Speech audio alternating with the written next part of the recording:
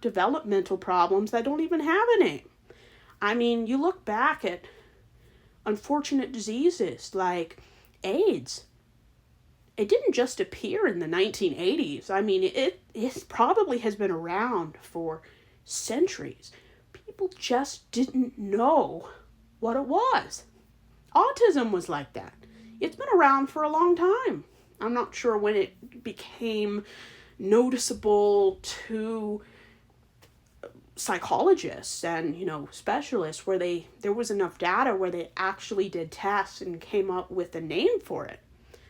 But there's a lot of mental disorders out there that we just don't know about yet. And that's what's so fascinating about the progression of science and psychiatry. But when you grow up in an environment that views anything that does not compare to your religious beliefs as a threat, you are exacerbating mental illness. I mean, our country has a deplorable view of mental illness. I mean, if you got a group of 500 people together and said, imagine someone with mental illness, the first two things that would pop into someone's head is a lunatic screaming in the street or someone with a semi-automatic weapon. Even though the FBI says that approximately only 1% of mass shooters have mental problems, the majority of people in America still view someone with a semi-automatic weapon entering a place to do violence as a mentally ill person. And mentally ill people usually are not a danger to themselves or other people. And if they are a danger to somebody, I would say the majority, they're a danger to themselves. And our country, compared to other countries that are more atheistic and more progressive, we don't view mental illness as a positive thing. And I mean, mental illness is not something anyone would wish for, but we don't see it as something that can be studied and learned from. We view it as though it's trying to kill us or that it's something that should be hid away. I mean, I would read books about famous families that were so terrified of mental health in their family that they lobotomized their relatives and exiled and hid away their family from public view.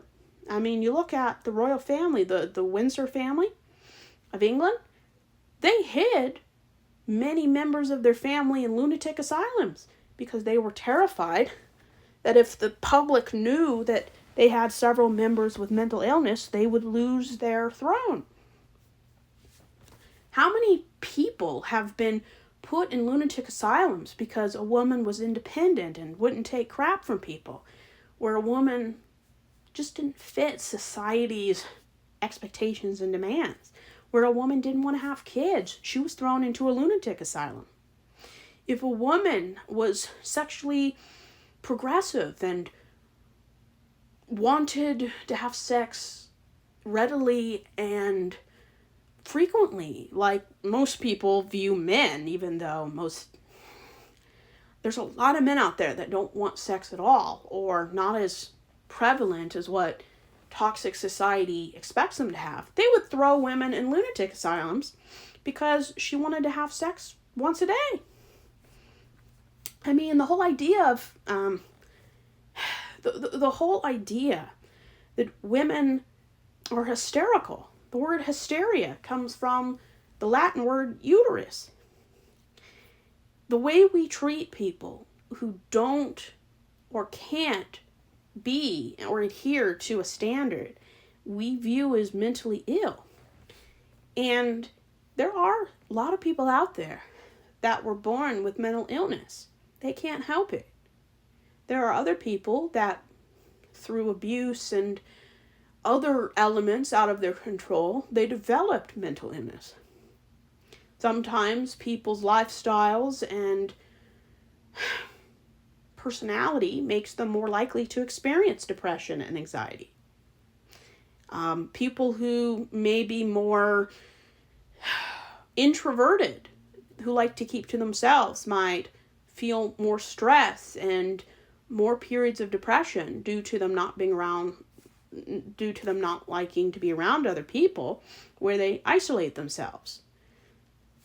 There are choices you can make that can alleviate some of the stress and worst parts of depression by having a support system and being around other people and expressing what you're going through.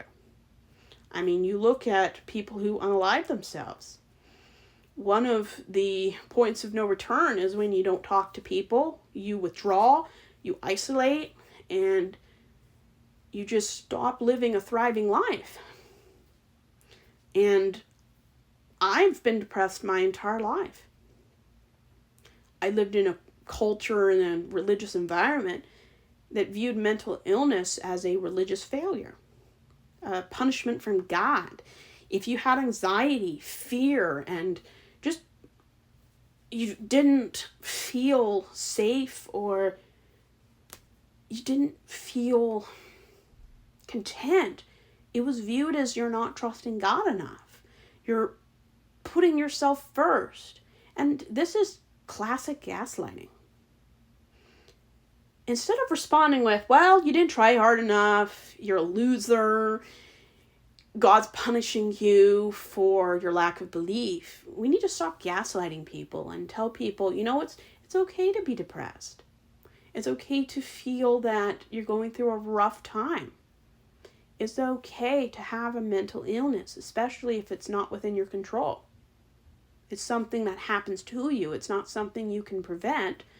I mean, you can go to the doctor, you can take medication to help you regulate and take a lot of the worst part about it, like, off the table. But there still are going to be pill and all kinds of side effects. Like, you can't avoid it.